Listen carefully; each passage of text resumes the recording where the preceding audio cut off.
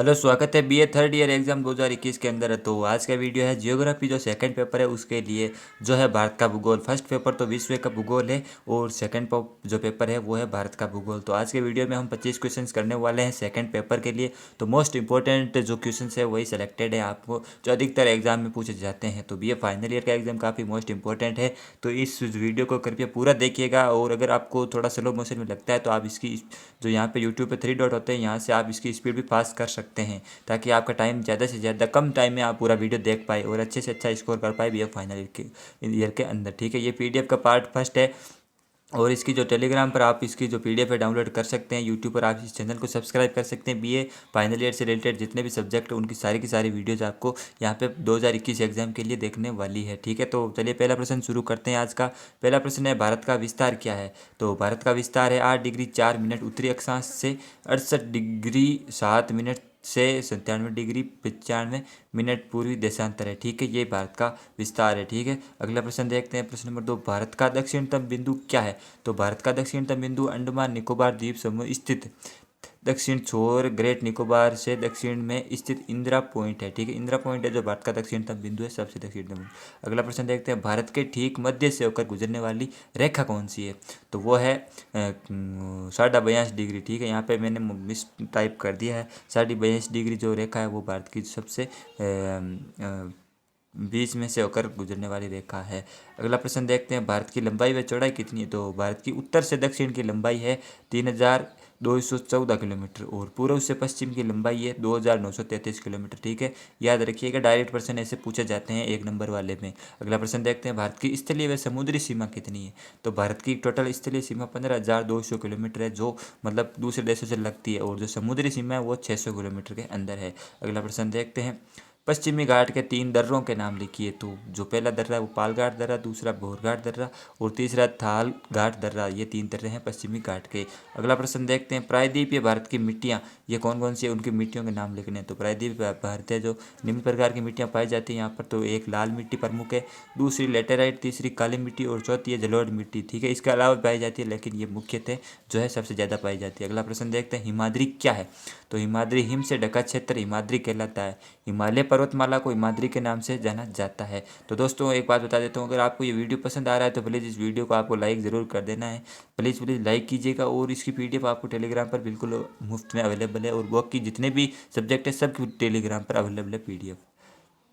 अगला प्रश्न देखते हैं 10 नंबर, मानसून कौन सी 2 हवाओं का सम्मिलित रूप है? तो ये एक तो उत्तरी पूर्वी शीतकालीन हवा तथा दक्षिण पश्चिम ग्रीष्मकालीन हवा, ये 2 मानसून में सम्मिलित होती है। अगला प्रश्न देखते हैं, नर्मदा व ताप्ती किस प्रकार की घाटी बनाती है? तो ये सतपुड़ा पर्वत के दक्षिण में ताप्ती नदी की घाटी है।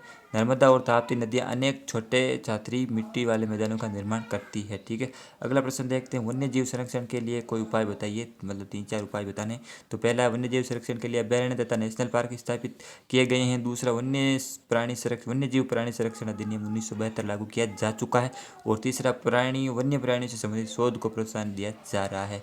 अगला प्रश्न देखते हैं, 2011 के अनुसार भारत की जनसंख्या जो घनत्व है वो कितना है? तो आप इसका जवाब मुझे कमेंट में बताइएगा, अगर आपको आता है तो बाकी आगे हम इसको बताएंगे। अगला प्रश्न है, भाबर क्या है? तो शिवालिक श्रेणियों के बाह्य डालों पर नदियों द्वारा लाई गई जो कंकरीली बलुई मिट्टी के निक्षेप होते हैं उसको भाबर कहलाते हैं। तो इसको मैं आपको एक चित्र के माध्यम से समझाता हूँ।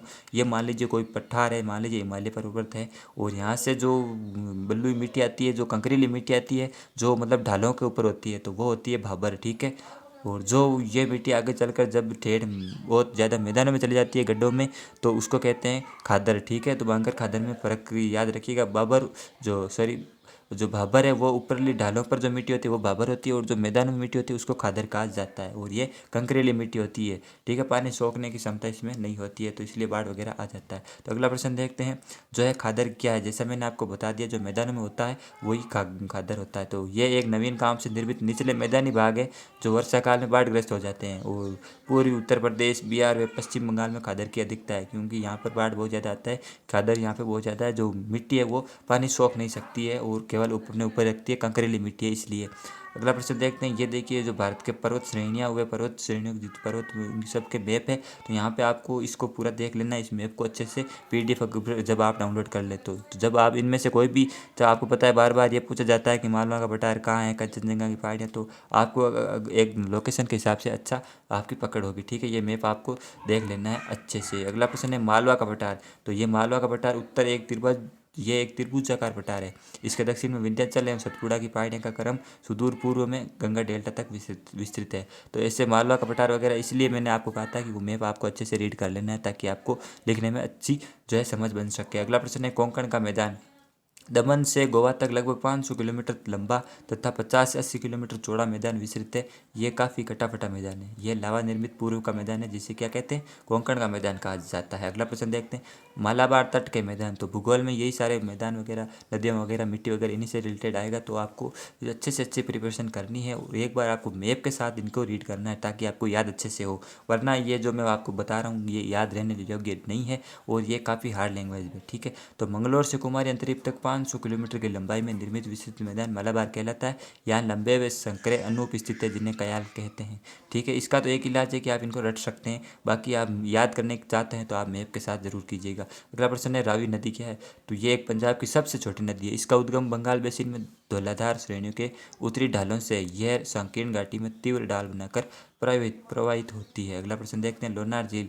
तो ये महाराष्ट्र के बुल्ढाना जिले में 9 मीटर गहरी तथा 1.3 मीटर जो 9 मीटर गहरी, 9 मीटर गहरी नहीं, यहाँ पे लंबी होगी, 9 मीटर लंबी और 1.3 किलोमीटर गहरे वाली झील ज्वालामुखी की क्रिया से उत्पन्न हुई है। ठीक है, ये जो झील है ज्वालामुखी के द्वारा उत्पन्न हुई है। अगला प्रश्न जो मैंने अभी आपको पूछा था पीछे कि भारत का जनसंख्या घनत्व है, तो 382 जो है वर्ग किलोमीटर जो है भारत का जनसंख्या घनत्व है। तो अब आप मुझे कमेंट में बताइए राजस्थान का जनसंख्या घनत्व कितना है। ठीक है, भारत का 382 है, तो राजस्थान का आप कमेंट में कीजिए, देखते हैं आपको कितना जीके का ज्ञान है। अगला प्रश्न देखते हैं मानसून का फटना क्या है। तो जब मानसून पड़ता है तो वहाँ पर घनघोर वर्षा होती है जिससे भौगोलिक भाषा में क्या कहते हैं, मानसून का फटना कहते हैं। ठीक है, अगला प्रश्न देखते हैं शीत ऋतु में भारत के किस भाग में वर्षा होती है। तो शीत ऋतु में जो तमिलनाडु का दक्षिण तट पर लौटते मानसून अर्थात उत्तरी पूर्वी हवाओं के द्वारा वर्षा होती है। यहाँ जो औसत वर्षा होती है वो 25 सेंटीमीटर के आसपास होती है। अगला प्रश्न है कोसी परियोजना के मुख्य उद्देश्य क्या है। तो कोसी परियोजना का मुख्य उद्देश्य उत्तरी बिहार में के सूखा एवं बाढ़ पीड़ित आर्थिक विकास के नया आयाम दृष्टिगोचर करना है। साथ ही पर्यटन, आमोद प्रमोद, मछली पालन तथा जल परिवहन आदि के विकास के लिए सुविधाएं प्राप्त करना है, वो इसको विकसित करना है। अगला प्रश्न लास्ट का प्रश्न आज का, प्राकृतिक वनस्पति से क्या अभिप्राय है। तो प्राकृतिक वनस्पति से अभिप्राय भौतिक वस्तुओं या परिस्थितियों उसमें उस वक्त उगने वाली वनस्पति से जिसमें पेड़ पौधे, झाड़ियाँ, घास आदि शामिल होते हैं, उसे क्या कहते हैं, प्राकृतिक वनस्पति कहते हैं। तो अभी मेरे पास यहाँ पर इनके टोटल 100 क्वेश्चन है। 25 क्वेश्चन आज के वीडियो में हमने कर चुके हैं और बाकी के जो 75 क्वेश्चन है वो 3 पार्ट के अंदर डिवाइडेड होंगे। ठीक है, सेकंड पेपर के लिए। तो वो अगले प्रश्न जो वीडियो जो जरूर देखिएगा। मिलते हैं, तब तक के लिए जय हिंद, जय भारत।